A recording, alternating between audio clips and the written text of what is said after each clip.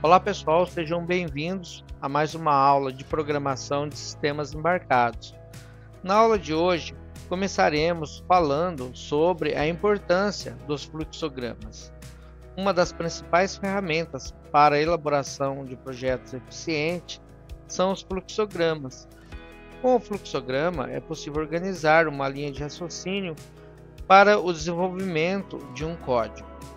Por ser uma ferramenta gráfica, é bastante usada para explicar como um código funciona.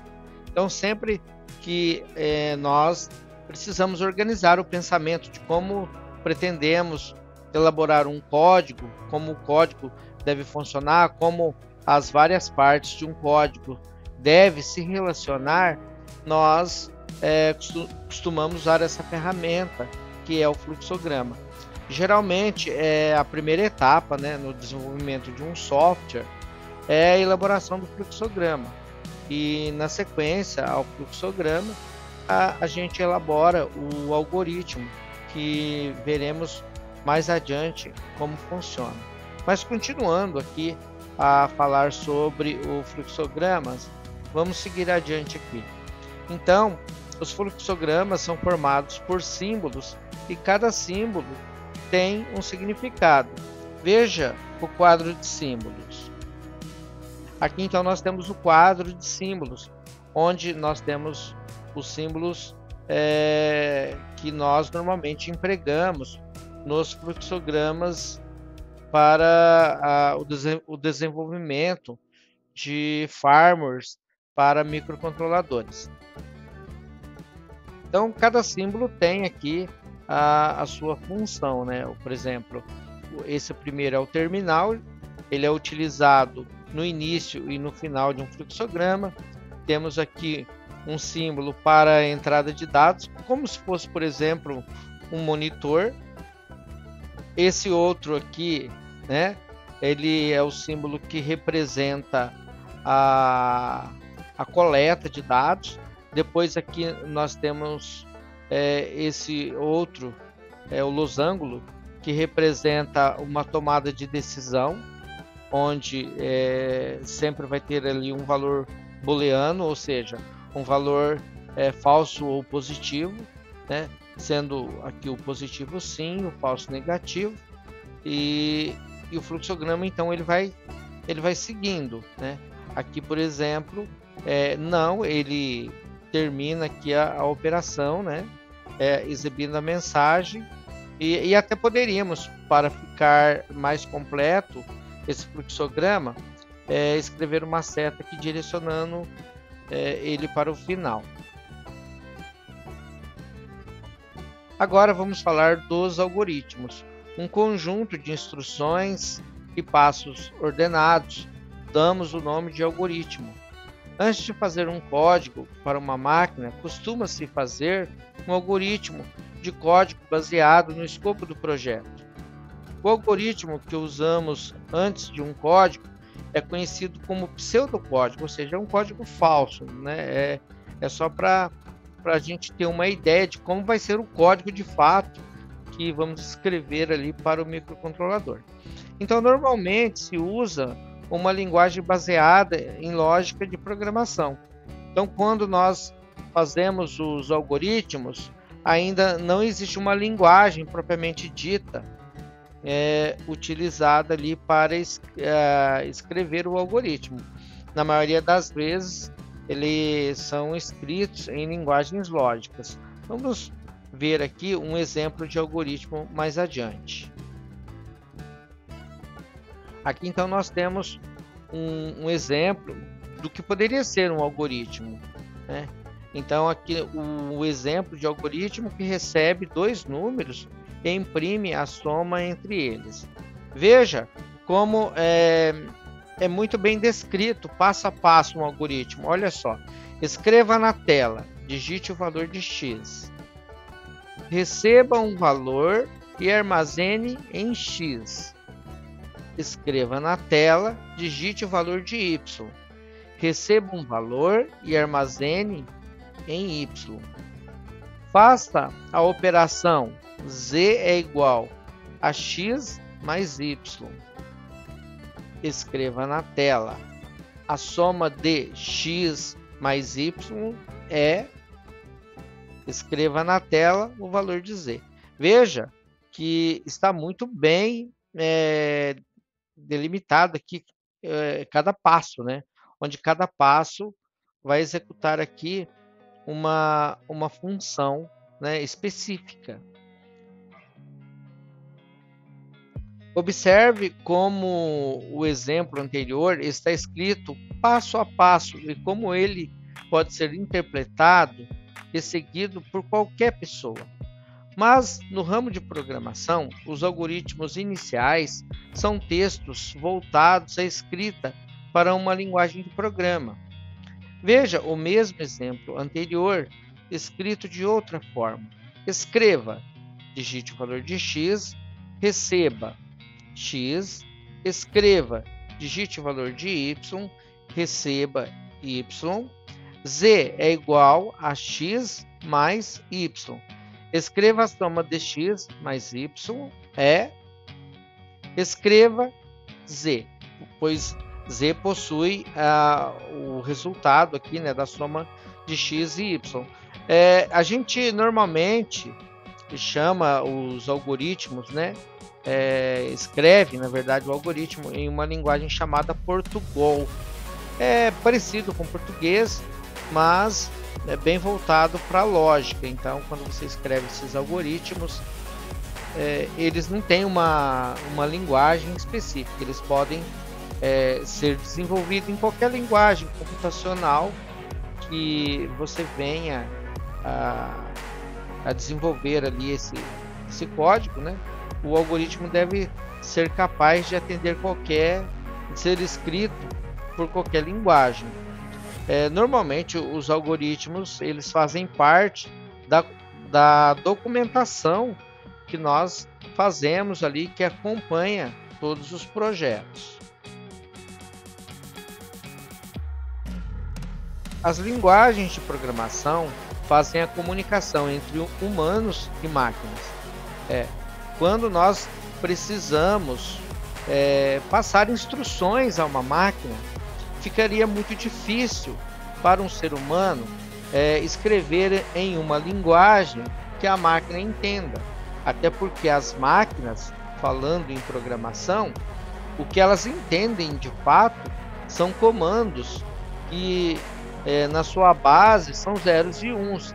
Então, para a gente escrever uma mensagem ali digitando apenas zeros e uns, que é o que a máquina de fato vai entender, sendo 0 ground e 1 5 volts, por exemplo, ficaria muito difícil para um ser humano aplicar ali todos esses comandos, mesmo utilizando sistemas hexadecimais, que são de fato os arquivos que nós carregamos ali nos microcontroladores, para que a gente conseguisse escrever um código para uma máquina usando apenas os códigos em hexadecimais. Seria uma tarefa extremamente complexa e era exatamente assim que era feito no início, onde as primeiras máquinas programáveis foram criadas. Era dessa forma que se programava as máquinas, inclusive algumas vezes até mudando alguns fios de lugares. Daí então houve a necessidade de surgimento de linguagens que facilitasse esse trabalho. Veremos aqui a escrita aqui do nosso slide. Então, com o surgimento das linguagens de programação, ficou mais fácil resolver problemas por meio de um sistema computacional.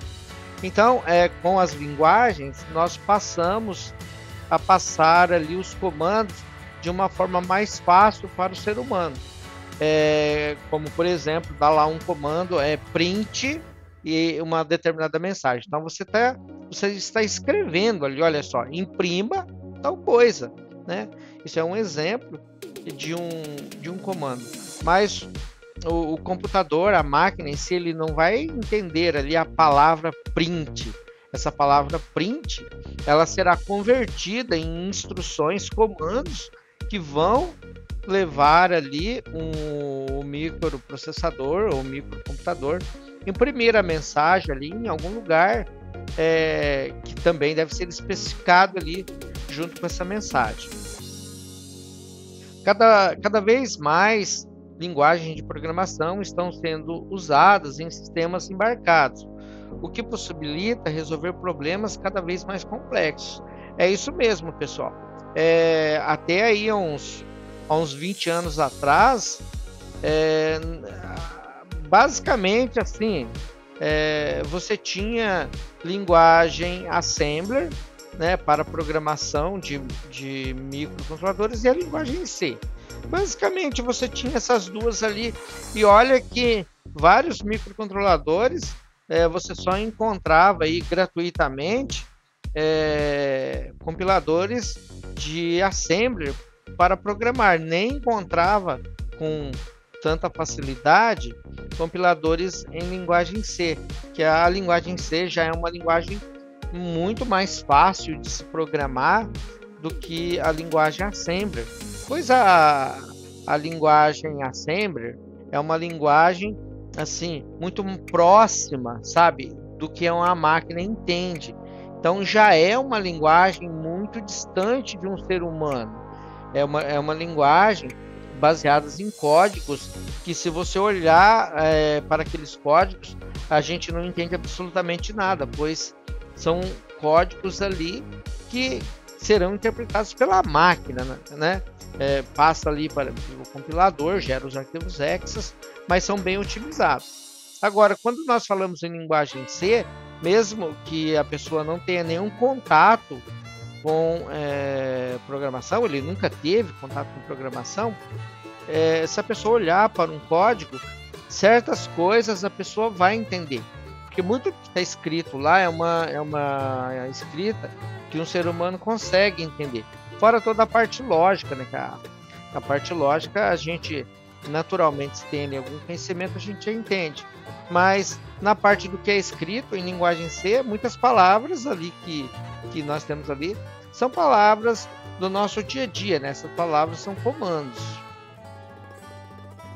O compilador é uma ferramenta computacional ou um grupo de programas que, a partir de um código-fonte escrito em uma linguagem, cria um programa equivalente, porém escrito em uma linguagem que o microcontrolador entenda. Por exemplo, o código que deve ser gravado em um microcontrolador geralmente é hexadecimal. Então, o compilador converte os códigos digitados na linguagem em questão para um arquivo equivalente em hexadecimal. Então, quando nós vamos escrever ali um código e escolhemos ali, por exemplo, uma linguagem de programação, vamos falar ali da linguagem C, que é a mais comum. Nós escrevemos o nosso programa ali em linguagem C, e o compilador vai pegar tudo aquilo que a gente escreveu, verificar a sintaxe, né, se escrevemos ele corretamente, se colocamos todos os tokens, que são os marcadores ali de começo e término de cada comando e tal. O compilador vai verificar tudo isso, se a escrita está toda correta. O compilador, ele não tem como saber se você está errando na sua lógica. Se o seu pensamento a respeito do programa está errado, o compilador passa batido, ele não consegue resolver. Mas na parte da escrita, se você infringiu ali alguma regra, o compilador vai pegar e vai gerar um erro para você. Mas ali, estando tudo certo, você escreveu tudo corretamente, o compilador vai gerar um código, muito provavelmente em hexadecimal, mas em alguns casos, dependendo do microprocessador, o código é em binário.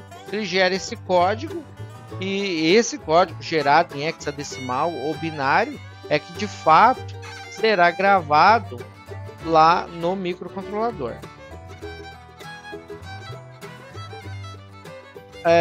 O ambiente de desenvolvimento integrado, né, conhecido como IDE, é uma ferramenta de desenvolvimento para editar o código, acessar um terminal, executar um script, debugar e compilar usando um único ambiente.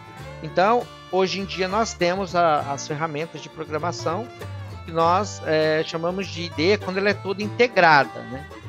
No mesmo ambiente, na mesma ferramenta, você consegue fazer tudo: escrever um código, editar, compilar, debugar. Debugar é verificar se tem algum erro de lógica, né? Onde você vai executando passo a passo, e gerar ali toda a documentação. Em alguns casos é possível gerar até fluxograma utilizando a IDE. O Arduino é uma plataforma de prototipagem eletrônica livre, projetada para trabalhar com microcontroladores AVR. A Arduino IDE, né, que seja a IDE do Arduino, é utilizada para escrever e fazer o upload de programas em placas compatíveis com o Arduino. A linguagem de programação utilizada pela plataforma Arduino é a C e a C++. A IDE do Arduino pode ser baixada e instalada gratuitamente, clicando aqui nesse link. Então, deixa eu compartilhar com vocês esse link, que você clicando nele, você tem acesso ali à plataforma, né, ao site, onde você pode baixar ali a versão mais atualizada da Arduino IDE.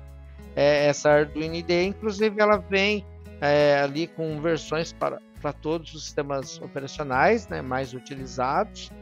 E no caso do Windows, nos outros eu não sei se tem, mas para o caso do Windows, você tem a versão que você instala ela normalmente, e tem ali uma versão que você consegue executar ela sem ter que fazer a instalação de qualquer coisa no computador. É apenas um arquivo executável, então é bem simples de utilizar.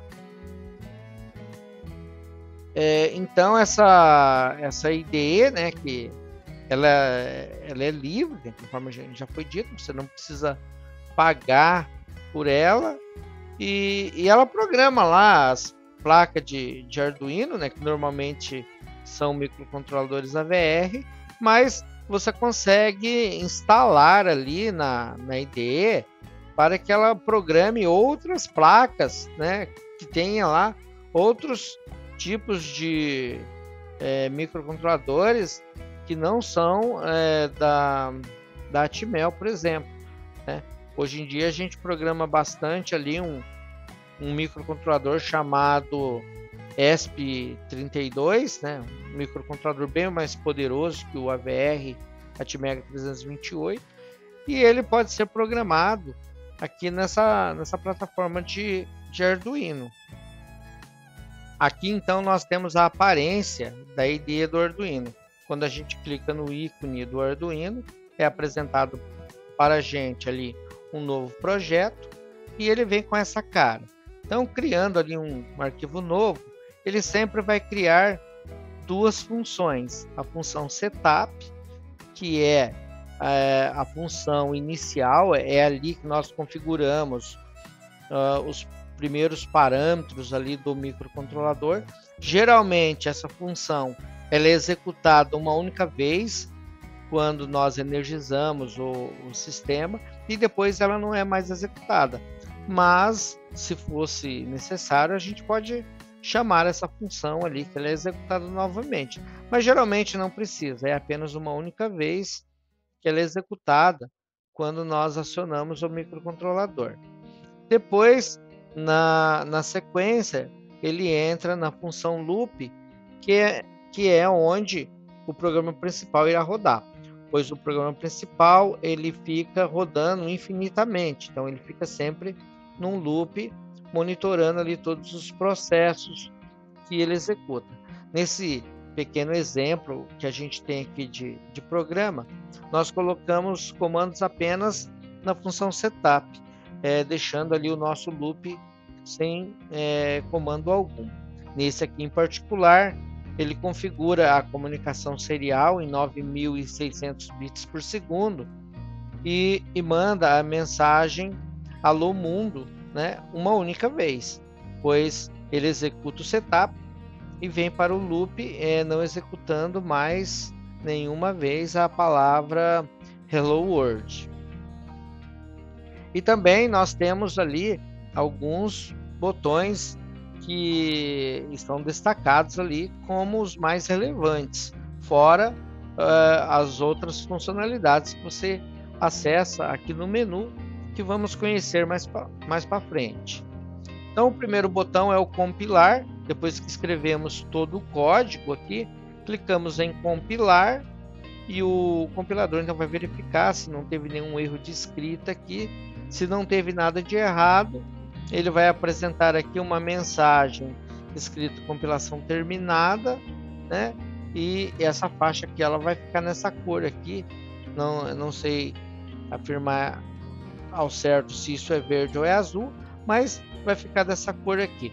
Se você escreveu alguma coisa errada, por exemplo, não colocou aqui esse ponto e vírgula, ele vai pintar aqui uma faixa laranja com uma mensagem aqui embaixo te dando uma dica de que pode ser o ponto e vírgula que está faltando ali e por isso foi gerado o erro. O compilador ele utiliza esses marcadores aqui para ele saber que ali termina um comando. Entendeu? Aquilo ali são marcadores que se você não colocar, o compilador gera erro.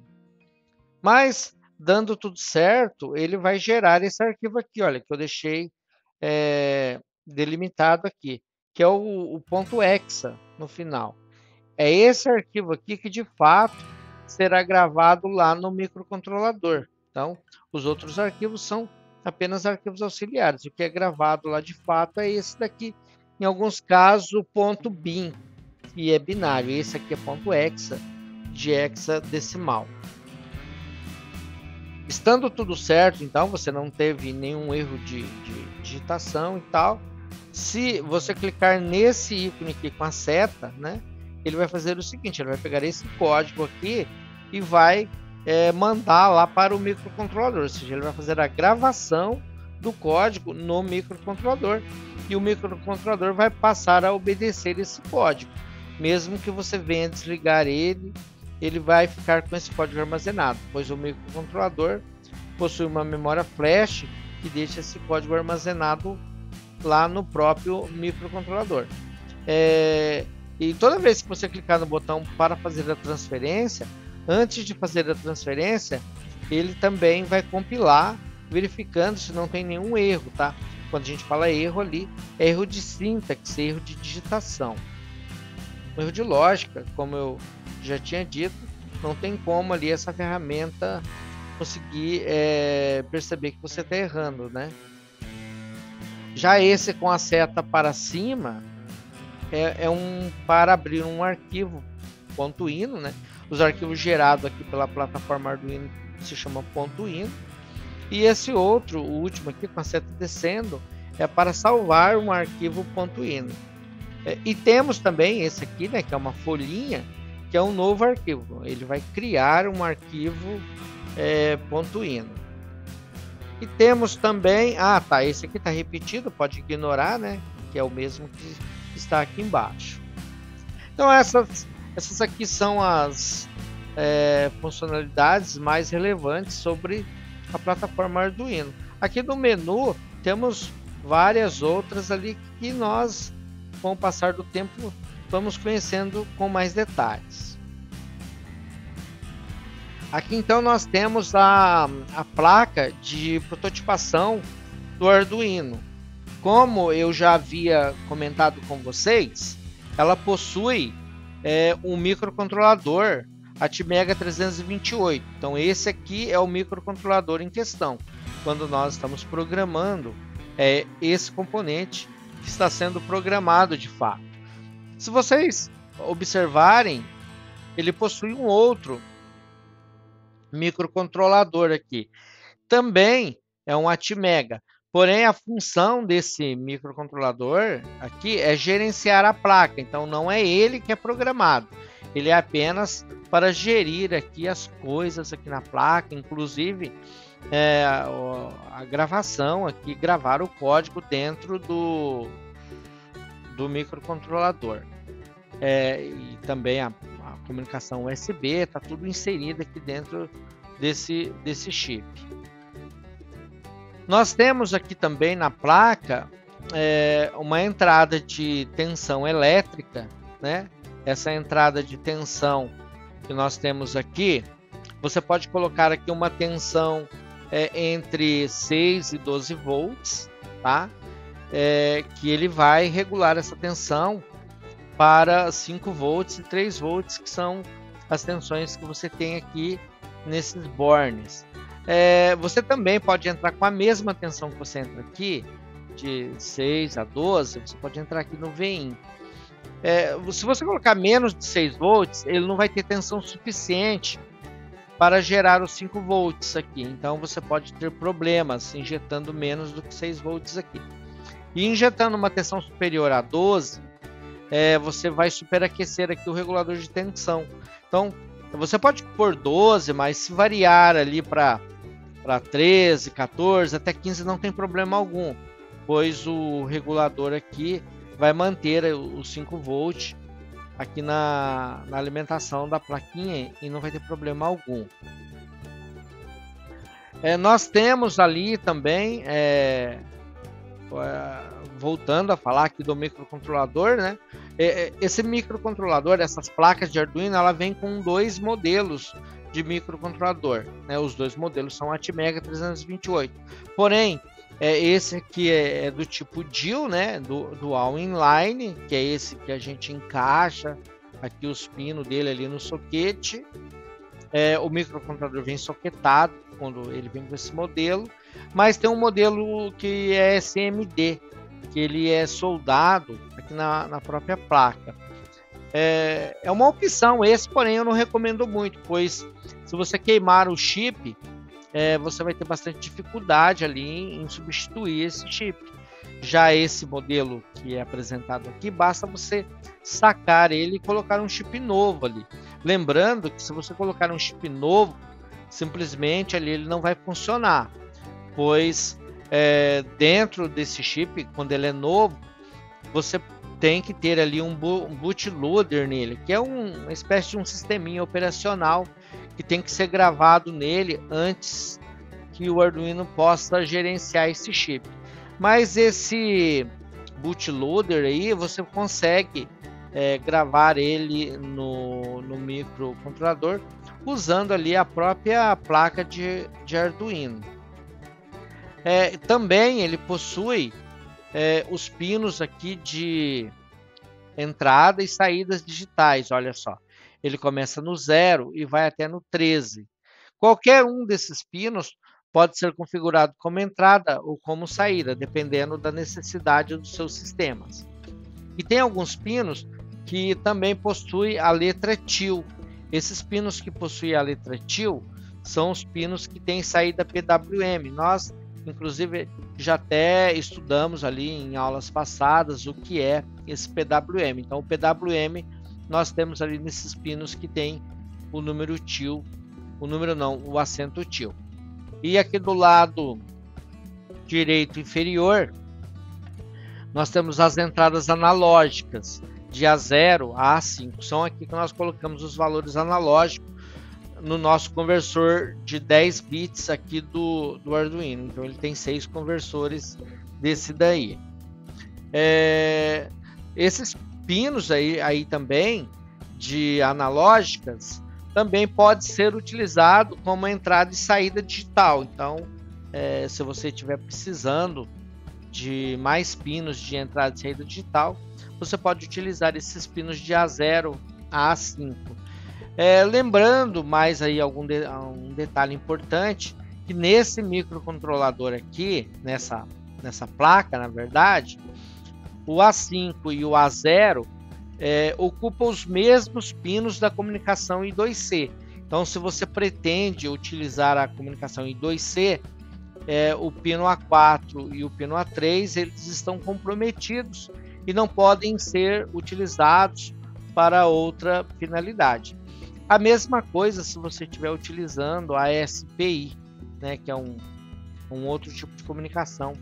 Temos ali alguns pinos que estão conectados na SPI, como por exemplo o 13, o 12 e o 11, se não me engano. Acho que são 3 ou 4 pinos ali envolvidos nessa comunicação. nós já falamos aqui do VIN, né? Falamos também aqui dos input output. Faltou falar sobre esse LED. Ele tem um LED aqui no pino 13, tá? Então esse LED ele é bem útil, né? Quando você quer fazer algum programa para testar alguma coisa e tal, você não precisa ligar um LED no lugar algum. Ele já tem um LED no pino 13 que serve ali para te orientar.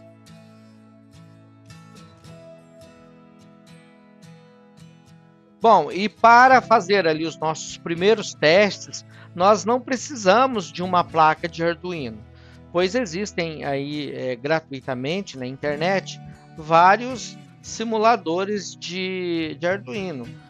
Todos os que eu conheço aqui, eles são simuladores online, né? Então, não conheço assim um simulador de Arduino que você consiga baixar e utilizar ele offline.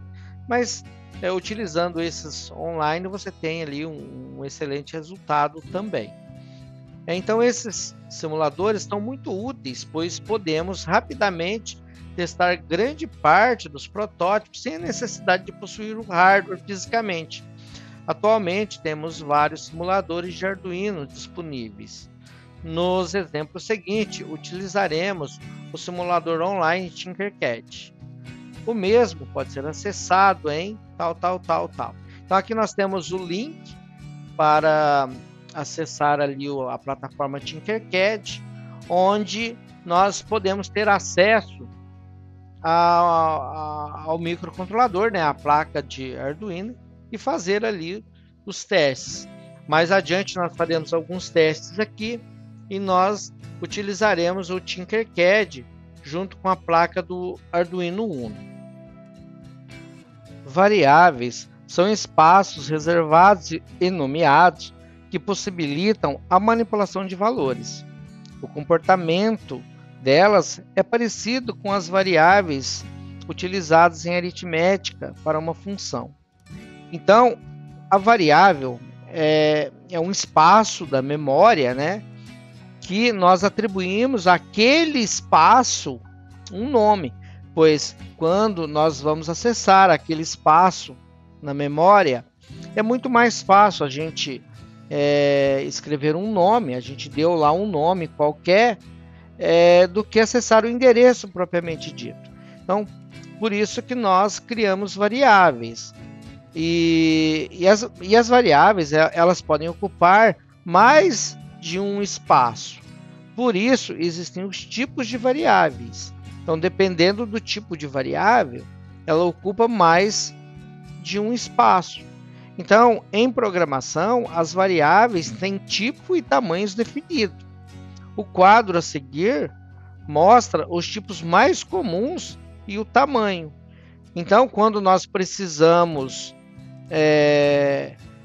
de uma variável de 8 bits, que é uma variável que vai armazenar um valor que vai de 0 a 255, nós podemos declarar a variável tipo char ou tipo byte, que são variáveis de 8 bits. Porém, se a variável vai abranger um valor maior que 255, nós teremos que declarar uma variável de 16 bits, que vai até 65.535 se ela não tiver sinal, né? Aqui embaixo a gente pode observar que nós temos o valor aqui, olha, 2 elevado a 16, que seria 2 vezes 2 vezes 2, 16 vezes. Se fizermos isso, nós vamos encontrar esse número, 65.536.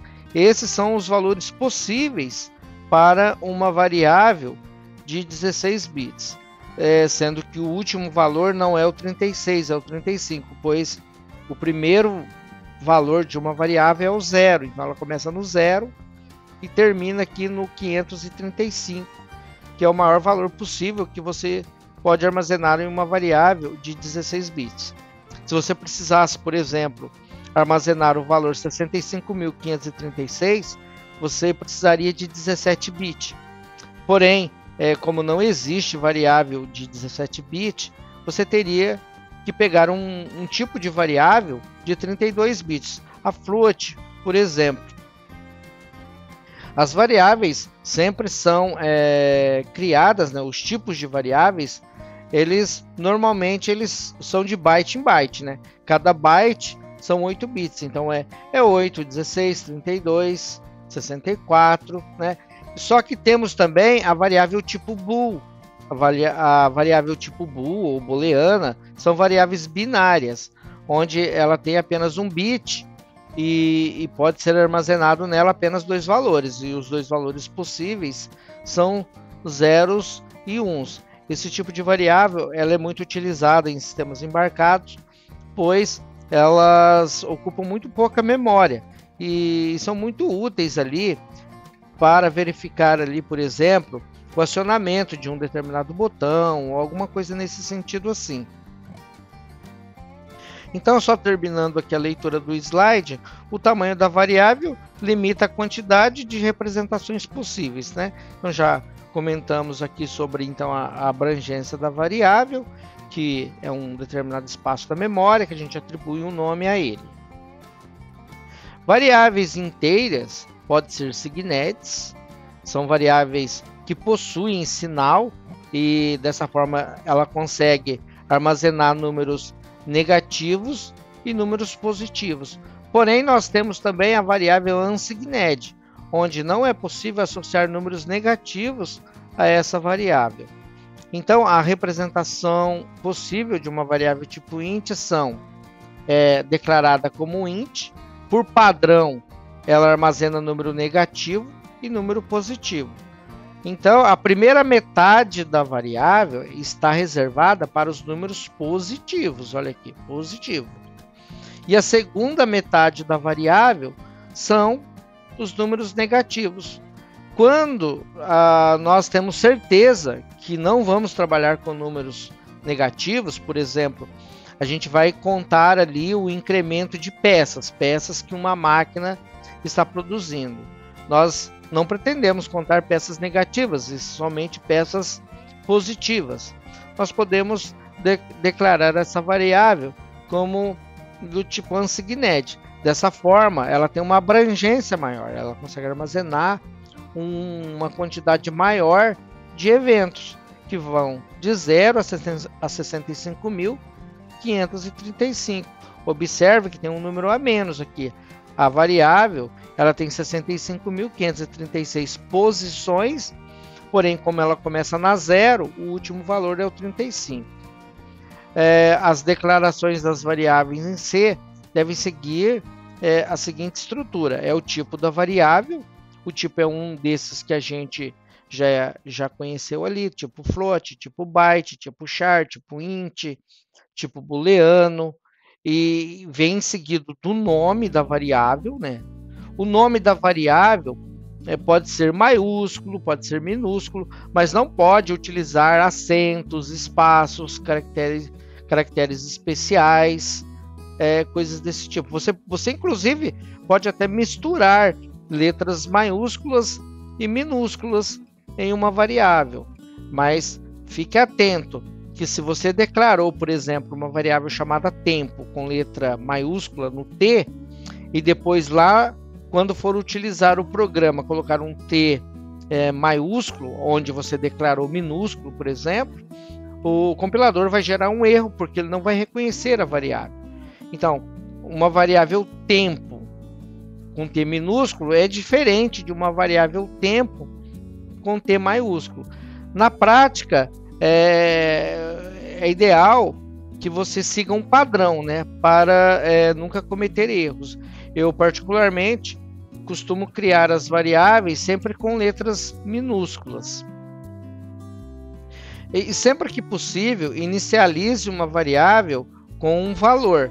Então, quando nós criamos uma variável aqui no compilador, né, por padrão, geralmente o compilador já atribui valor 0 a essa variável, mas nunca é bom confiar, né? Então, sendo assim, é um bom costume a gente atribuir um valor à variável, por exemplo, o valor 0.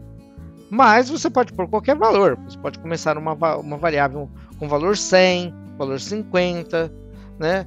Qualquer valor que você queira colocar e esteja dentro da abrangência da variável é aceitável.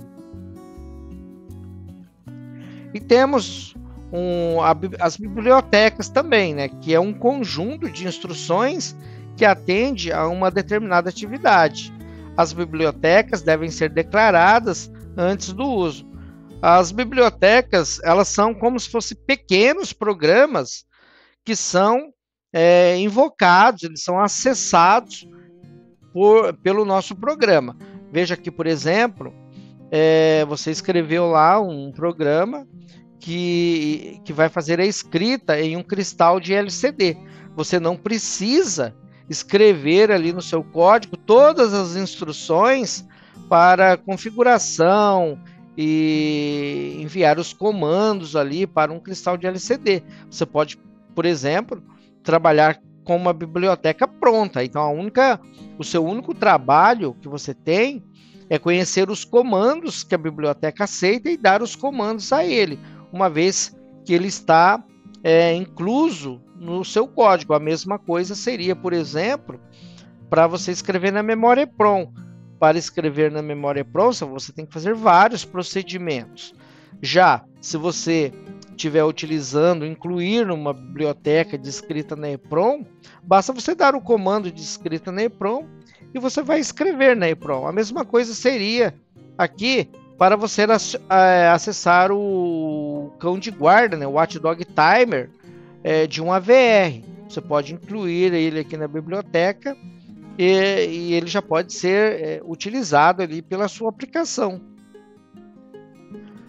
Na linguagem C, função é um conjunto de instruções que realizam uma tarefa específica em um módulo. A função é chamada pelo programa principal através do nome atribuído a ela. A utilização de funções visa modularizar um programa. O tipo de função segue as mesmas regras de nomeação de variáveis e, quando possui argumentos, devem ser declarados junto com seus tipos. Então, quando nós estamos fazendo um programa e nós temos que fazer ali uma soma de alguns números, por exemplo, um procedimento, e esse procedimento ele é usado várias vezes em nosso programa, nós criamos uma função. Uma função é como se fosse um comando. A gente está criando uma nova instrução e cria daí um módulo que a gente coloca um nome nesse módulo e ele é a função.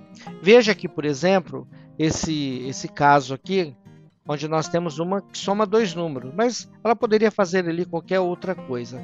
Um exemplo bem simples aqui para ficar fácil de entender.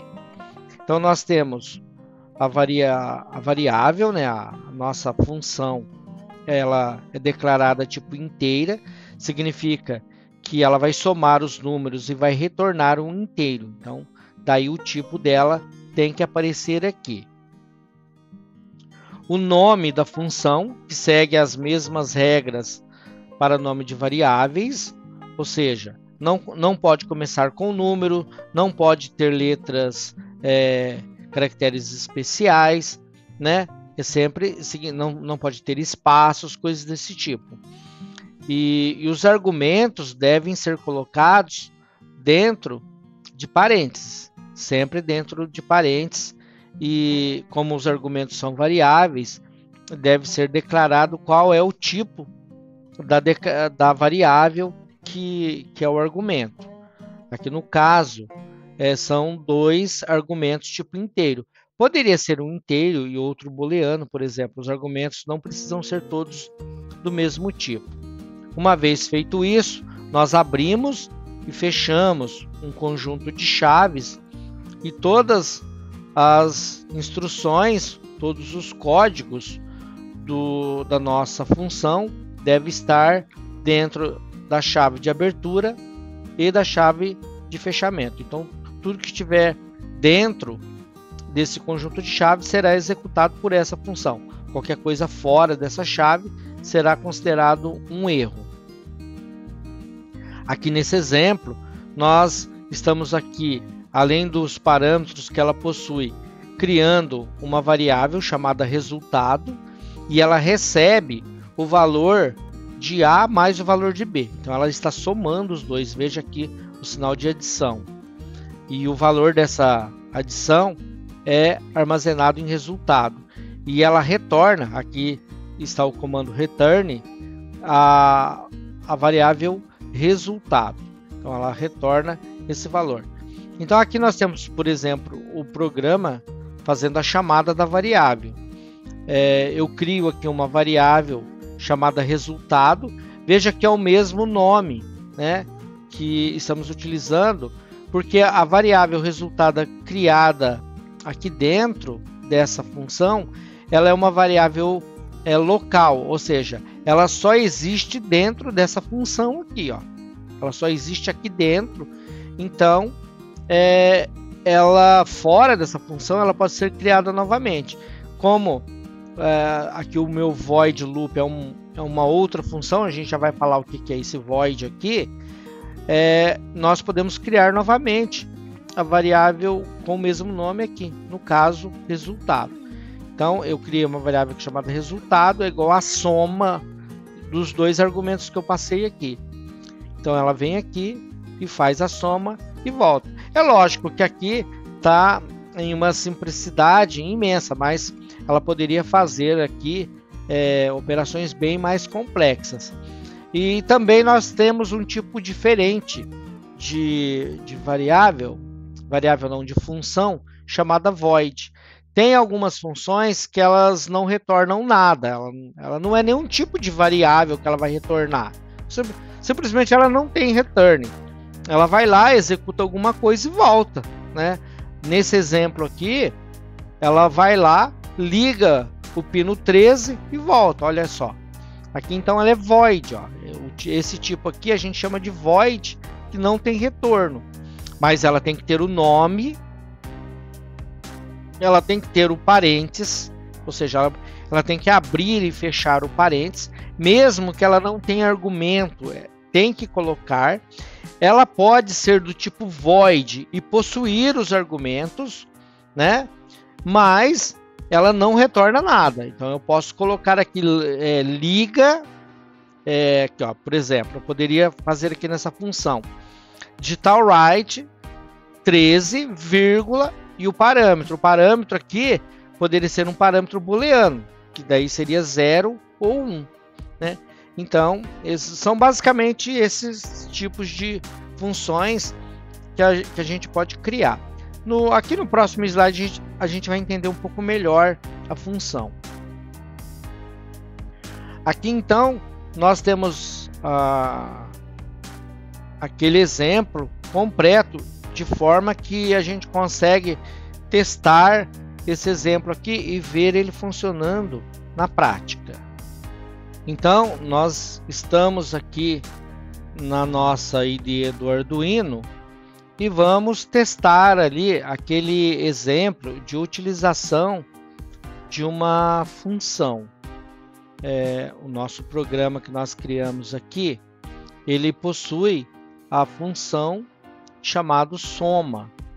Não é obrigatório você declarar aqui o protótipo da função, mas é uma boa prática você fazer a declaração para o compilador de todas as funções que serão utilizadas pelo programa. Então aqui nós estamos informando ao compilador que nele existe uma função chamada soma, e essa função possui esses dois parâmetros aí, ou seja, esses dois argumentos. Descendo mais um pouco, aqui nós encontramos essa outra função, que é uma função já criada automaticamente aqui pela plataforma do Arduino. Olha aqui, por exemplo, a gente vai aqui em arquivo, né? Criar um novo, e ele cria aqui um novo novo ambiente de programação.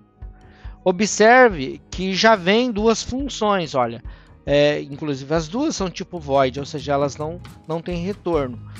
Uma chamada setup, tá aqui o setup, que é onde a gente faz as configurações iniciais do microcontrolador. Por exemplo, declarando ali se vai ter ou não comunicação serial, inicializando o LCD, inicializando os pinos de input, output, enfim, toda a configuração é feita no setup. Tanto que o setup ele é executado somente uma vez. No momento que você liga o microcontrolador, ele executa o setup e depois ele não volta mais a executar o setup. A menos que você queira, né? Você pode chamar ali o setup novamente. Mas isso não é usual. Normalmente ele executa o setup e depois ele vai para a função loop. A função loop é onde as coisas acontecem de fato. O programa principal ele roda dentro de um loop. Inclusive ele é um loop porque ele nunca termina. Então ele fica rodando ali. Quando ele chega no final, ele volta ao começo. Pois se não for dentro do loop, ele executa alguma coisa para e não executa mais, né? Que é o caso, por exemplo, da nossa função aqui que a gente criou, que a gente quer que ele faz uma soma e não faz mais nada. Por isso até que nós estamos rodando o nosso dentro do setup e não dentro do loop. Mas vamos apagar isso aqui e voltar aqui para o nosso exemplo. Aqui então dentro do setup nós estamos configurando a porta de comunicação serial, estamos configurando a USART. Na verdade estamos usando bibliotecas nativas do Arduino para configurar a USART para funcionar aqui em 9.600 bits por segundo é bem mais complexo do que isso, mas o Arduino está fazendo para nós de forma tudo automática. Então a gente só está utilizando ali uma biblioteca de configuração da USART. Essa biblioteca ela não precisa ser declarada aqui na plataforma, porque ela já é nativa. Quando você instala a IDE do Arduino, essas bibliotecas já vêm nele. Aqui então nós estamos fazendo a chamada da nossa função, ó, int resultado é igual a soma de 2,6. Esses são os argumentos que estamos passando. Então ele vem aqui embaixo, onde está a nossa função. Nós poderíamos criar essa função aqui embaixo, onde nós criamos, mas nós também poderíamos criar essa função aqui antes da função do loop aqui, do void loop, que ele funcionaria também. Então aqui está, o retorno dela vai ser do tipo inteira, o nome dela é soma, tá aqui o nome dela é soma, vamos achar ela aqui, o nome dela é soma, e aqui estão os dois argumentos dela. Então aqui declarando a variável inteira resultado, recebendo o valor de A mais B e retornando em resultado. Aqui então resultado, que são variáveis local, temos uma variável local chamada resultado aqui e outra variável local resultado lá dentro do setup. Sempre que possível, declare as variáveis como local, pois elas ocupam menos memória, tá? Uma vez que elas não estão sendo utilizadas, aquele espaço de memória ela é liberado. Então esse programa ele vai fazer a seguinte sequência de operação. Quando ele inicializa o compilador, ele vem executando linha após linha.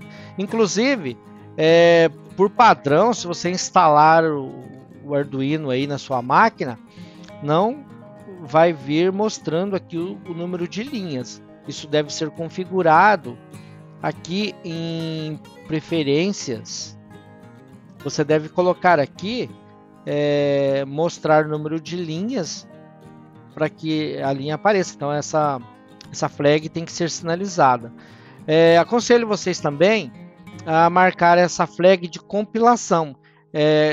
Quando você marca essa flag de compilação, ela te mostra aqui um monte de status aqui no que se refere à compilação. Inclusive, ele mostra aqui para gente onde foi criado o arquivo hexadecimal, que para alguns simuladores você precisa desse arquivo para simular ali o seu Arduino. Aqui no nosso caso, a gente vai usar o Tinkercad, não é preciso você gerar esse arquivo aqui na IDE do Arduino, até porque o próprio Tinkercad já tem a interface dele lá, que gera os arquivos necessários. E uma outra coisa interessante também é aqui no tamanho da fonte, você escolher aqui uma fonte que seja mais agradável, né? Pois eu até acredito, assim, pelo menos no meu caso, uma fonte inferior a 16 eu acho muito pequena aqui na tela. Então eu coloco aqui uma fonte de 16 para cima. Aí você configurou aqui, né? E aí você dá um OK. Essa URL aqui futuramente a gente vai ver qual a finalidade de ter. Provavelmente, se você instalou o Arduino aí agora, não terá nada aqui, mas isso também não faz diferença. Dá um OK aqui, né? Então, voltando aqui ao nosso código, quando ele começa a executar, ele vai executando linha após linha. Então, quando ele chega aqui no 7, ó, ele pede para fazer a execução da função. Ele vem aqui, então, executa a função e retorna. Toda vez que a gente quer fazer um comentário, escrever alguma coisa que não tem valor nenhum, nós colocamos //. Então, quando temos aqui duas barras aqui, vamos por o exemplo aqui, //, você escreve aqui qualquer coisa que você escreve aqui, não tem problema algum. O compilador ele desconsidera o que está escrito na frente do //. O // é uma maneira de você comentar o seu código, e quanto mais comentado for o código, mais fácil é para uma outra pessoa entender o código. Uma outra forma de fazer comentário é colocar a barra e colocar o asterisco.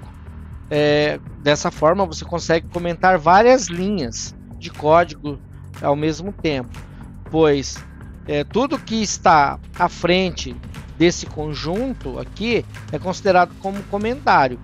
E para terminar o comentário, aí você coloca ao contrário, você coloca asterisco e barra. Opa, não saiu a barra. E barra.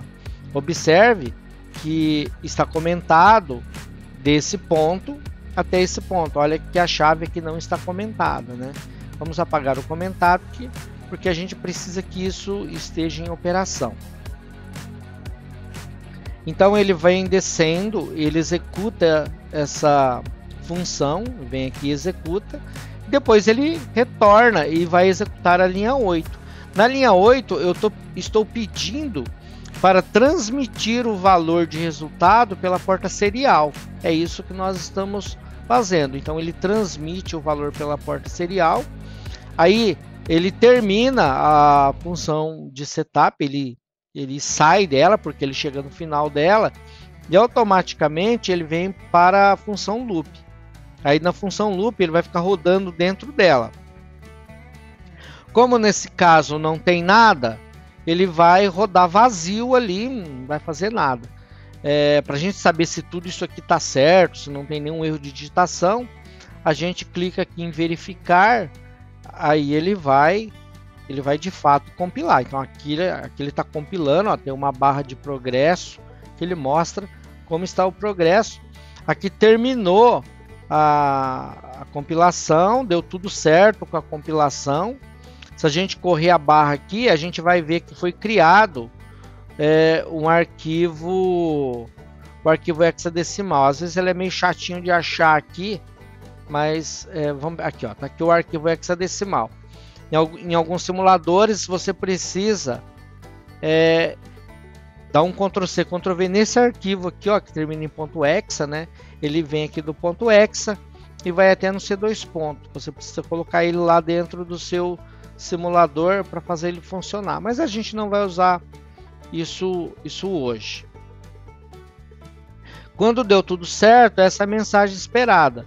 Vamos supor que nós tivéssemos cometido um erro e não colocado esse ponto e vírgula aqui, ó. Vamos compilar sem o ponto e vírgula e observe o que acontece. Sempre que acontecer algo desse tipo, assim, você está lidando com um erro. O mais provável é um erro de digitação. Observe que ele deu um erro na linha 18, mas o erro, na verdade, é na linha 17. Ele está dizendo que ele espera aqui um sinal de ponto e vírgula ou um ponto e vírgula antes do return.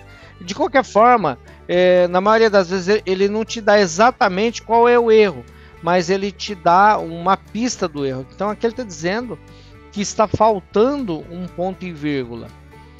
O ponto e vírgula, na verdade, ele está faltando nessa linha. Mas até acredito que se colocarmos o ponto e vírgula aqui, ele também aceitaria. Vamos colocar o ponto e vírgula ali. Acredito que ele aceitaria o ponto e vírgula ali numa boa, né?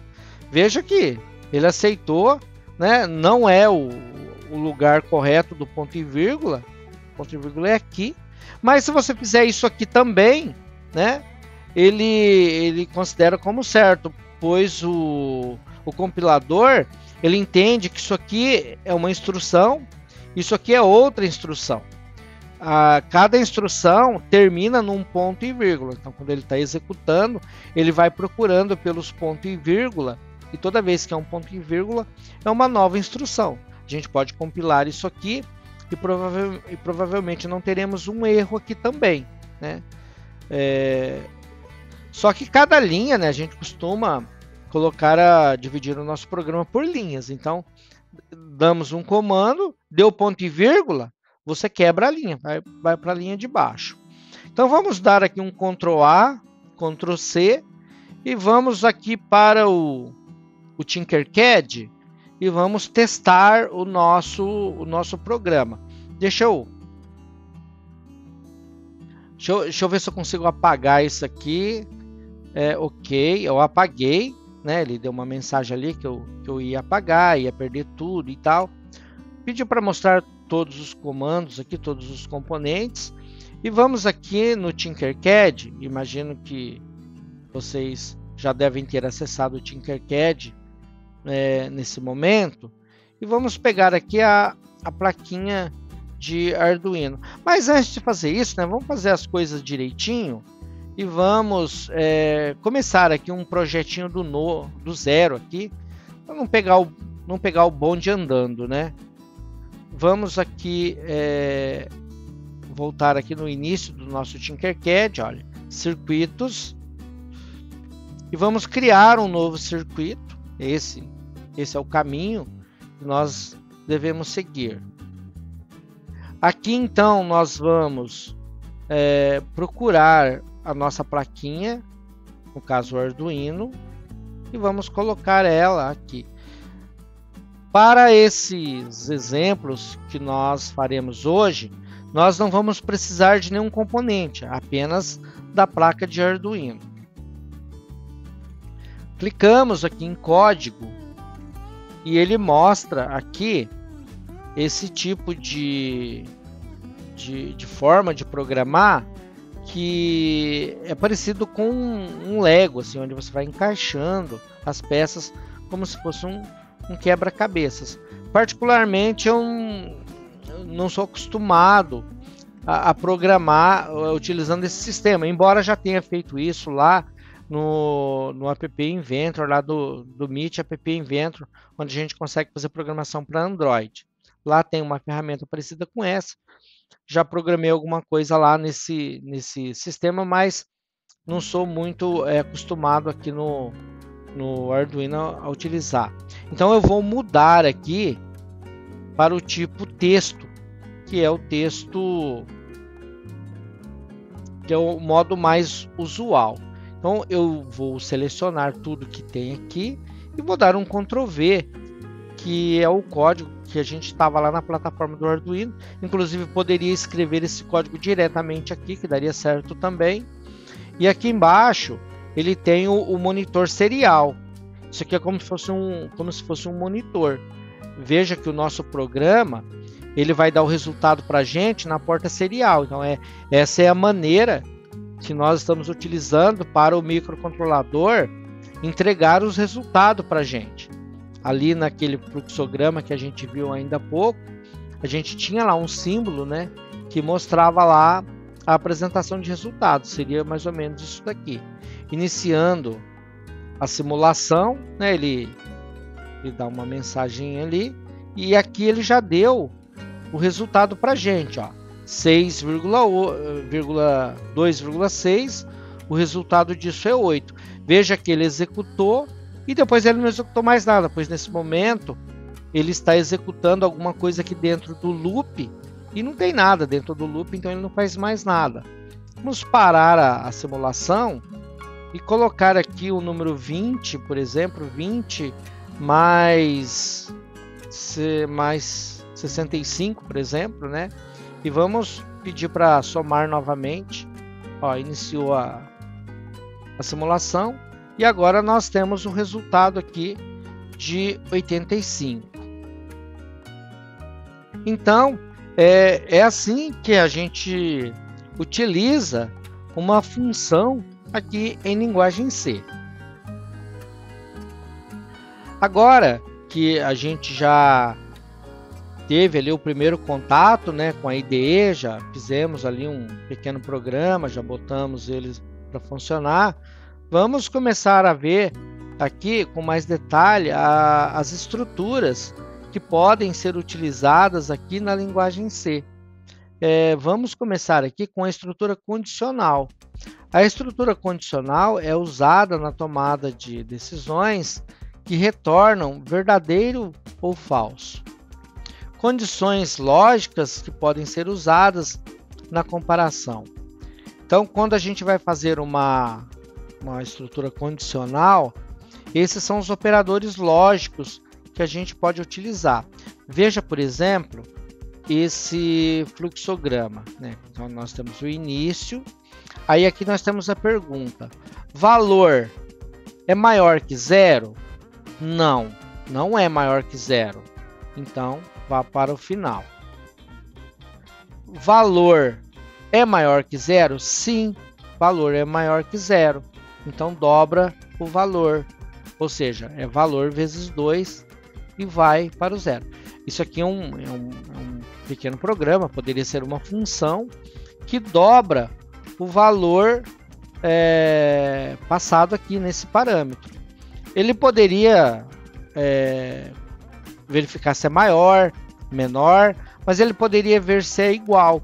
Inclusive é bem interessante a gente falar disso aqui, ó, do igual. Observe que nós temos dois iguais e aqui nós temos um igual só. Então na linguagem C, em outras linguagens também, várias delas, né, quando nós queremos atribuir um valor a alguma coisa, ou seja, eu quero que dobro seja igual a isso. Não importa quanto dobro é agora, nesse momento. Isso não tem relevância alguma. Ele vai passar a ser valor vezes 2. Então, qualquer valor que estiver dentro de dobro vai ser perdido. Porque ele vai receber esse novo valor aqui, ó. Valor vezes 2. Agora, se eu tivesse colocado 2 iguais aqui, então ele não faria isso. Porque na prática eu estaria fazendo uma comparação. Então, aqui, por exemplo, em valor, só coloco assim, ó. Se valor for igual a zero, eu teria que colocar 2 iguais. Eu não poderia pôr um igual só. Se eu colocasse um igual só, o valor ele seria zero, independente do valor que ele estivesse naquele momento, seria atribuído a ele um valor zero. Mas quando eu coloco igual, eu estou comparando. Então, se o valor for igual a zero, ele vai para o final. Se ele não for igual a zero, aí ele pode ser qualquer valor, inclusive ser negativo, ele vai para o dobro. Aqui, por exemplo, nesse caso aqui, se tiver um número negativo, por exemplo, aqui ele sairia e não faria a dobra do valor. Aqui também é o símbolo que a gente usa para diferente. né?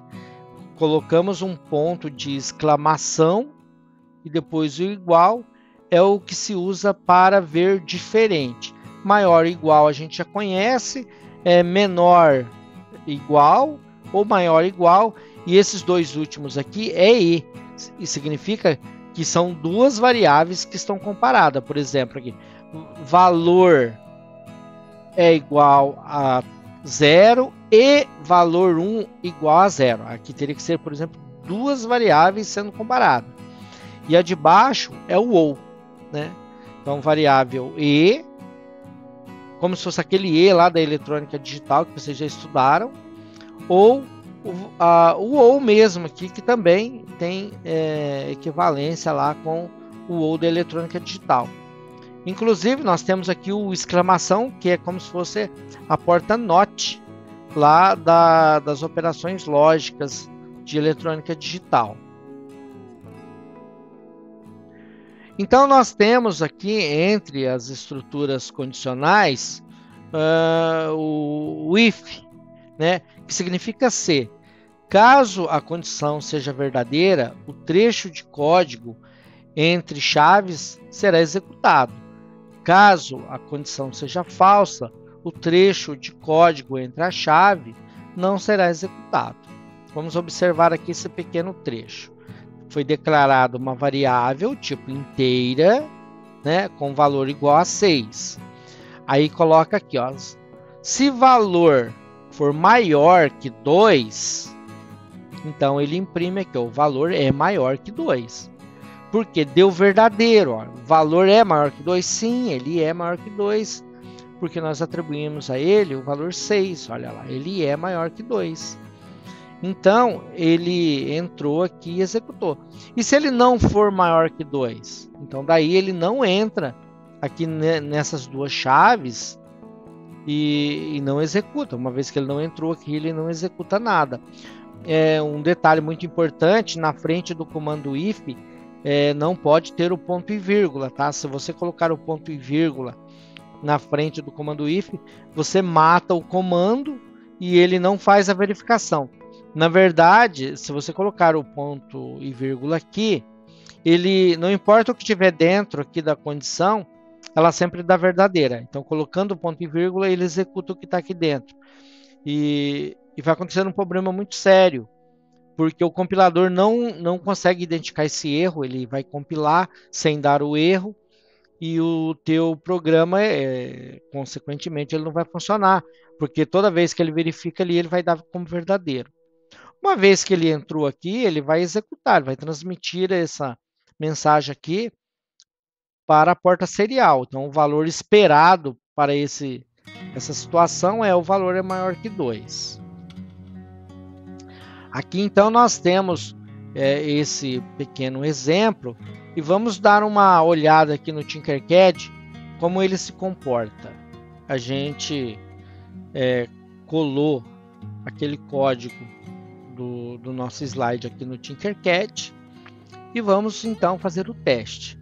Aqui nós temos o valor sendo atribuído a ele um valor como 6 e vamos iniciar a simulação. Antes vamos apagar aqui, né, e clicar na simulação e esperar o resultado. Observe que ele está dizendo que o valor é maior que 2 e de fato o valor é maior que 2. Então vamos parar a nossa simulação, limpar o nosso monitor, atribuir um valor 2, né? Aqui, pois ele está procurando o valor maior que 2, igual a 2 ele não reconhece. E vamos iniciar a simulação. Observe que deu falso a comparação e o valor 2 não foi impresso. Dessa forma, o nosso sistema ele tem aqui um tratamento para, no caso do if dar verdadeiro, e não tem ali um tratamento específico para quando o nosso if dá negativo. Para esse caso, nós veremos mais adiante. Então, nós temos agora uma condição que vai tratar o resultado negativo. A estrutura if-else ou se não é bem similar à estrutura anterior, porém com a condição de uma estrutura adicional para o caso em que a condição seja falsa. A estrutura else não faz testes. O código dentro da estrutura só é executado em caso o teste feito na estrutura if seja falso. Então aqui nós temos novamente, né, um exemplo onde nós estamos criando uma variável inteira de nome A com valor 14 e demos aqui um ponto e vírgula e criamos uma variável B de valor 2. E aqui a gente coloca assim, olha, se B for diferente de 0, ou seja, estamos verificando, né, se não tem um 0 aqui. Então, faça o seguinte, resultado é A dividido por B. E imprime o resultado na porta serial. Ou, se B for igual a 0, ele imprime aqui essa mensagem, ó, erro, divisão por 0. Então, aqui ele faz um simples testes, né? Um simples teste aqui. Se B for 0, não tem como fazer a divisão, porque não dá para dividir alguma coisa por 0, né? Então, daí ele dá a mensagem aqui, dizendo que tem um erro, que você está tentando fazer uma divisão por 0. Aqui, então, nós temos o exemplo, né, que foi descrito ali de forma na íntegra. E vamos, então, mais uma vez, copiar esse código aqui. Nós temos do lado esquerdo o código, que ele pode ser copiado aqui do slide e jogado lá no Tinkercad. Então, vamos executar ele aqui no Tinkercad e ver o resultado. Veja que deu 7. Vamos ver os valores aqui. Nós temos 14 dividido por 2 e temos como resposta o 7, que já era esperado, pois B é diferente de 0, então era possível fazer a divisão, né, e tudo correu conforme o esperado. Vamos parar a simulação, vamos limpar aqui o nosso monitor serial para que esse 7 desapareça e vamos atribuir o valor 0 ao argumento B e vamos executar novamente e ver a mensagem. Olha só, veja que quem está dando essa mensagem erro divisão por 2 é o nosso programa, não é o sistema que identificou isso daqui e está dando aqui o erro de divisão por 0. É a nossa lógica que está notando aqui que tentou-se fazer uma divisão por 0. Então, dessa forma, nós empregamos o if-else toda vez que nós vamos testar alguma lógica e precisamos de uma resposta para caso verdadeiro e uma resposta para caso seja falso, tomar ali uma determinada atitude, né? Nós temos também uma outra tipo de estrutura chamada switch case, que quando nós temos que selecionar uma entre muitas opções, uma das melhores técnicas é utilizar o conjunto de comandos switch case. O switch case é também uma outra condicional, onde nós temos ali como se fosse um seletor, né? Onde você tem uma chave que você pode selecionar uma de várias possibilidades. Aí é o comando switch case. Então a variável comando ela recebe um valor. Para cada valor ela executa um determinado conjunto aqui, olha, que está dentro da chave. Então, se o valor for 1, ela executa dessa chave os comandos que estão entre essa chave e essa outra chave aqui. Sempre nós devemos ter aqui o break, né, que é o final desse case. E temos também o default, né, que caso nenhuma seja atendida, então ela executa o padrão, porque tem que existir uma forma dela sair ali dessa condição. Sendo assim, nós temos também um pequeno exemplo aqui, onde a gente vai poder validar ali esse pequeno exemplo. Voltamos aqui para o Tinkercad para testar essa outra possibilidade. Então já estamos com o nosso código carregado aqui no Tinkercad, na base do Ctrl+C, Ctrl+V. E temos aqui então a nossa condição aqui, que é o switch case. Veja que estamos executando isso sempre dentro do setup, pois a gente quer fazer apenas um teste e não prosseguimos aqui com o programa. Por isso o nosso loop sempre está vazio. Normalmente nós nunca fazemos programas de verdade dessa forma, onde o loop fica vazio. Só estamos rodando dessa forma porque estamos apenas testando essas estruturas que são utilizadas aqui na linguagem de programação C. Vamos analisar aqui o nosso pequeno código. Nós temos então, não criamos nenhuma variável global, né?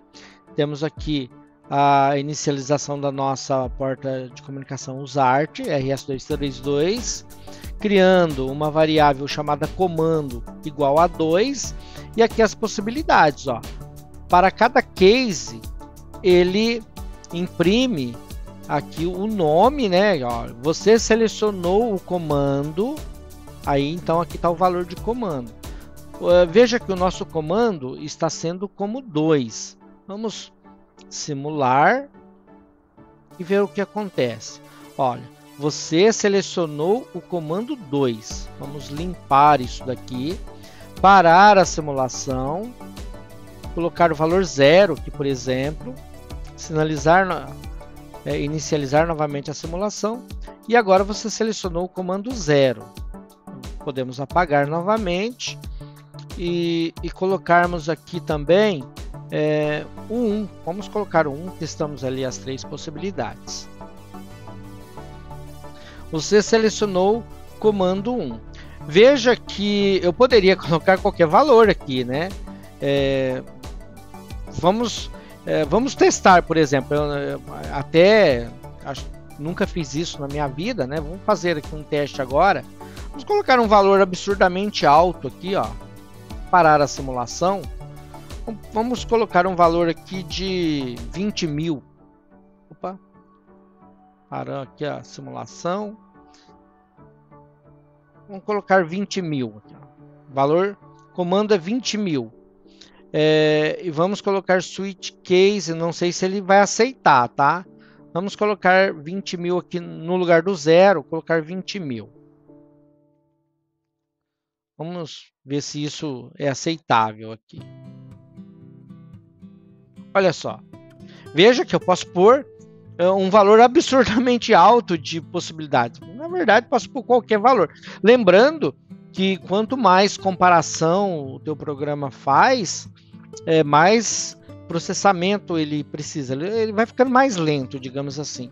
Mas quando a gente precisa selecionar uma opção entre dezenas, centenas ou milhares, é o switch case que se usa. Não dá para colocar um if para cada situação. Imagine nesse caso aqui, você colocar 20 mil if aqui, né? Não seria muito produtivo fazer dessa forma.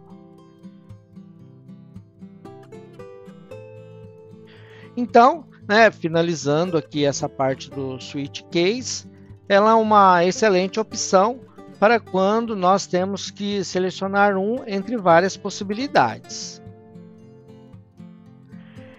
E nós temos também uma outra ferramenta aqui nas linguagens de programação. Nós estamos nos referindo à linguagem C, mas outras linguagens também têm estruturas bem similares a essas, para não dizer idêntica. As estruturas de repetição executam um bloco de instruções enquanto uma condição for verdadeira. Essas estruturas travam o código em uma posição e necessita de uma forma de quebrar a repetição dentro do bloco de instruções. As operações de incremento ou decremento podem ser escritas de formas alternativas em muitas linguagens de programação. As instruções de repetição em C são o while, que é enquanto, do while, que é faça enquanto, ou for, que quer dizer para. As formas de incrementar ou decrementar essas variáveis pode ser, lá dentro da condicional, ser descrita da seguinte maneira. Por exemplo, x é igual a x mais 1, é uma maneira de incrementar uma variável, ou x é igual a x menos y, ou x é igual a x menos 1, ou y, ou qualquer letra que você queira pôr aqui, isso não faz diferença alguma.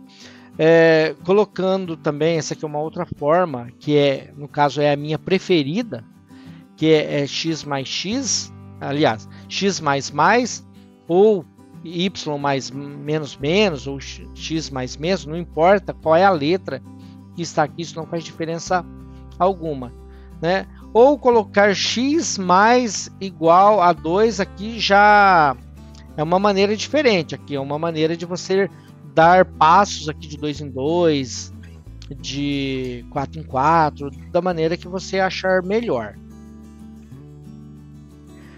Então, vamos começar aqui pela instrução while, que quer dizer enquanto. Enquanto a condição estiver mantida, as instruções entre a chave serão executadas de forma sequencial. Quando chegar ao final, volta para o início do bloco. No exemplo seguinte, enquanto o contador for menor que 10, incremente o contador em uma unidade. O bloco da estrutura while será executado 10 vezes. Cada vez que o bloco é executado, a variável usada na condição é incrementada em uma unidade. Veja o exemplo. Aqui então nós temos o exemplo, olha só. Contador, enquanto o contador for menor que 0, ele entra na chave aqui, ó.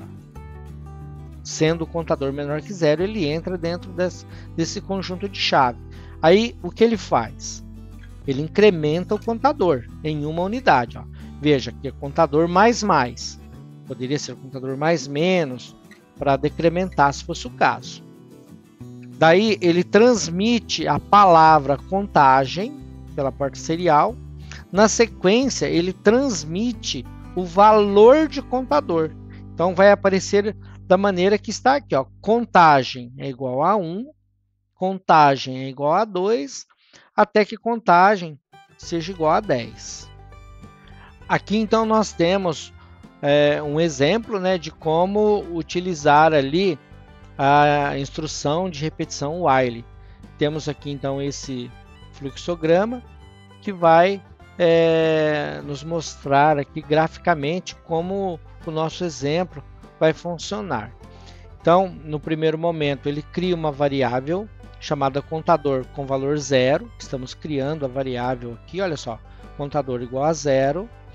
Depois é feita a pergunta. Aqui está a parte lógica, né? E aqui está ela aqui, olha, a mesma pergunta. Contador é menor que 10? A pergunta está aqui, ó. Contador é menor que 10? Ele só tem duas respostas possíveis, sim e não. Contador não é menor que 10, ou seja, ele é maior que 10, né? Então, ele vai para o final do fluxograma.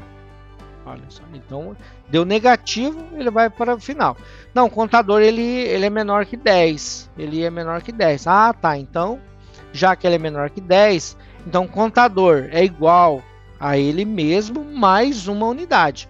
É uma maneira de incrementar. Poderia colocar contador mais ali, que estaria certo também.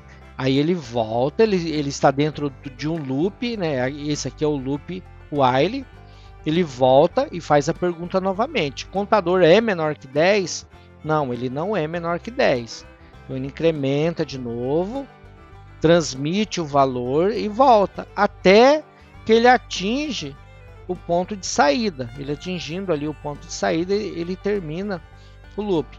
Vamos lá para o Tinkercad testar esse comando também.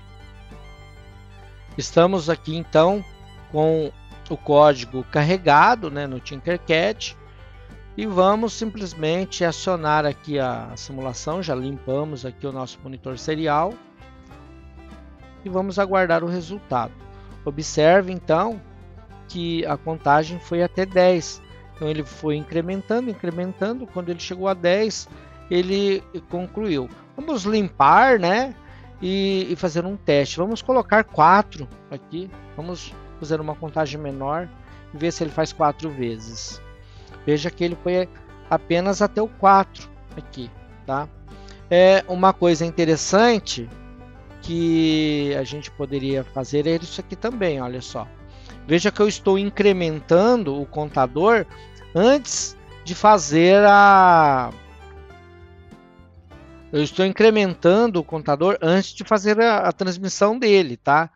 Pois se eu colocar ele nessa condição aqui, ele vai imprimir o valor 0, em contrapartida ele não vai imprimir o valor 4, né? Olha só.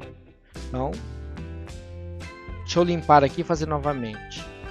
Então temos que ficar atento a esses detalhes também, tá? Olha só. Aqui ele foi de 3 a 4, porque é o momento em que eu resolvo fazer a impressão dele. Bom, então conhecemos aqui o comando while e vamos adiantando aqui os nossos slides. Agora vamos conhecer uma outra forma de montar a estrutura de repetição, que é o comando do while. A estrutura do while tem funcionamento similar à estrutura while. Porém, ao menos uma vez, o código dentro da estrutura será executado.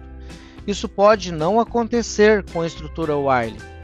No exemplo, devemos ler da seguinte forma: faça contador igual a contador mais 1, enquanto contador for menor que 5. O código dentro da estrutura será executado 5 vezes. Cada vez que a estrutura é executada, a variável usada na condição é incrementada em uma unidade. Então observamos aqui a nossa estrutura do while, né? Então nós temos do while, contador é igual a contador mais 1, ou contador mais, é a mesma forma, tá, de fazer. Então ele incrementa o contador, ele imprime a palavra contagem, imprime o valor do contador e faz a verificação mais uma vez. Se o contador não for menor que 5, se o contador for menor que 5, ele faz mais uma vez e vai rodando. Veja que primeiro ele executa aqui e depois ele faz o teste. Então ele garante que vai executar pelo menos uma vez isso daqui, pois ele executa primeiro e testa depois. Essa é a diferença. No comando while ele testa primeiro e executa depois.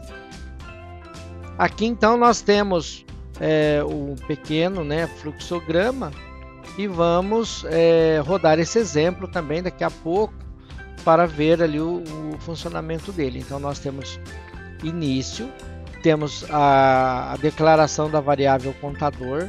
Veja que essas variáveis estão declaradas como inteira, mas elas poderiam ser do tipo byte, né, pois estamos trabalhando com valores bem pequenos aqui. Então o nosso fluxograma ele faz o incremento, ó, ele cria a variável, faz o incremento, então incrementou aqui o contador igual ao contador mais 1, ou poderia ser contador é igual ao contador mais, é a mesma coisa, está aqui, ó. Depois ele faz a verificação e se der sim, ele faz novamente, se der não, ele termina a execução do programa. No nosso caso aqui ele vai printando ali na porta serial os resultados. Aqui então nós temos o exemplo, vamos colar esse exemplo lá no Tinkercad e ver o resultado. Então já estamos com o nosso exemplo colado aqui no Tinkercad. Primeiramente vamos apagar o nosso monitor serial e dar um play no inicializar. Então aqui a nossa contagem foi até 5, ele ele garantiu que pelo menos uma vez a contagem seria feita. Vamos então ver se a gente consegue uma maneira de testar esse do while aqui. Vamos dizer o seguinte: ele verifica enquanto o contador for menor que 5, né? Então vamos dizer que o contador é 10. Então o contador já começa com um valor superior a 5, né? Vamos ver se ele printa pelo menos uma vez. Olha lá. Veja que a contagem é 11, bem superior ao 5. Então ele garante pelo menos uma execução. Então, lembrando, né, quando precisarmos que pelo menos uma vez seja executado, lembre-se de utilizar o comando do while. E nós temos também a estrutura de repetição for. A estrutura for é usada quando se sabe o valor inicial e o valor final da contagem do loop. Essa estrutura necessita de inicialização de uma variável. A condição de controle da variável é o incremento ou decremento da variável, que farão o código sair do loop. Então, a gente utiliza for quando nós queremos fazer lá, por exemplo, um determinado número de repetição. Dá para fazer com o while também, né? Mas normalmente se usa o for quando você quer fazer, por exemplo, eu quero fazer 100 vezes alguma coisa. Então normalmente se utiliza ali o for, que tem a seguinte estrutura: você cria uma variável, né? No caso ali a variável i é igual a 0, e se i for menor que 10 e mais. Então ele vai fazer aqui 10 vezes as operações que estão dentro dessa chave. No exemplo temos: para i iniciando em 0, execute enquanto i for menor que 10. E a cada execução incremente i em uma unidade. Lembrando que os incrementos, pessoal, eles não precisam ser de 1 em 1. Você pode incrementar ali de 2 em 2, 3 em 3, o valor que você quiser, na verdade, tá? A estrutura será executada 10 vezes. Cada vez que a estrutura é executada, há um incremento de 2 na variável contador, mas ela não controla o loop. Note que quando o loop é executado pela 5ª vez, a variável contador está em 10. Essa condição quebraria o loop, mas não é essa variável que faz o controle, e sim a variável i, que está em 4. Veja o exemplo. Então aqui nós colocamos uma situação, né, onde nós temos duas variáveis envolvidas aqui. Uma sendo incrementada de 2 em 2, que é o contador, mas não é ela que tira do loop. Por isso, ela ultrapassa aqui o valor, né, da nossa contagem aqui, ó, e ela não tem o poder de quebrar o loop. Quem quebra o loop aqui é a variável i. Então aqui nós inicializamos e contador é igual a contador mais 2, ele printa tudo o conjunto aqui na tela e faz novamente. Enquanto ele não for menor que 10, ele vai ficar fazendo e o contador vai dobrando. Pode ver no resultado aqui que a variável contador chegou a 20. Aqui então nós temos esse fluxograma desse for aqui, onde nós temos o início, depois a criação da variável contador, a criação da variável i, aí se i for menor que 10, e sim, i é menor que 10, contador é igual a contador mais 2, i mais, ou seja, ele soma 1 no i e volta aqui, até que i seja maior que 10, aí ele sai do nosso fluxograma. Aqui então está o exemplo. Mais uma vez, vamos pegar esse exemplo aqui e ir lá para o Tinkercad fazer a verificação do funcionamento disso daqui.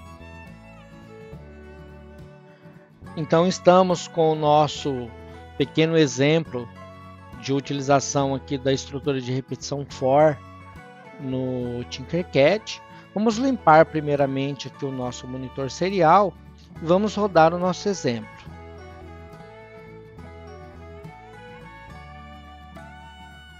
Olha só, observe que a nossa variável i, ela foi de 0 a 9, ou seja, ela sofreu 10 incrementos, e a cada incremento ela foi incrementando a variável contador em 2 unidades, de forma que o contador ao término chegou com o valor 20.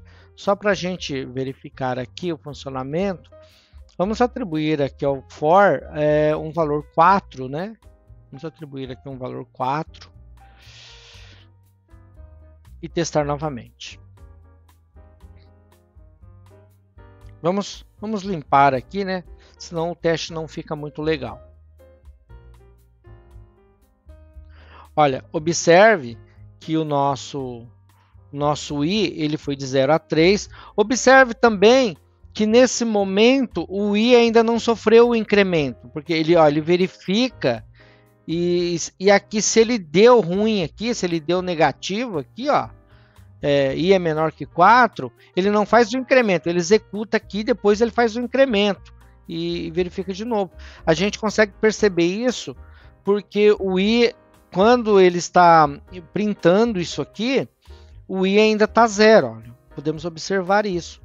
E ele pega a variável contador e incrementa 2 nela antes de fazer também a impressão. Por isso que i começa em 0 e termina em 3, e a contador termina em 2, começa em 2 e termina em 8.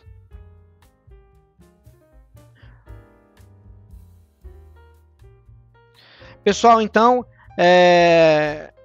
concluímos aqui essas principais estruturas, né, utilizadas aqui na programação C, na linguagem C, que serão muito úteis aqui no desenrolar aqui de outras atividades que nós vamos montar. Então, com isso nós finalizamos aqui essas atividades desse segundo capítulo aqui da nossa aula de programação de sistemas embarcados. Um grande abraço a todos e até mais.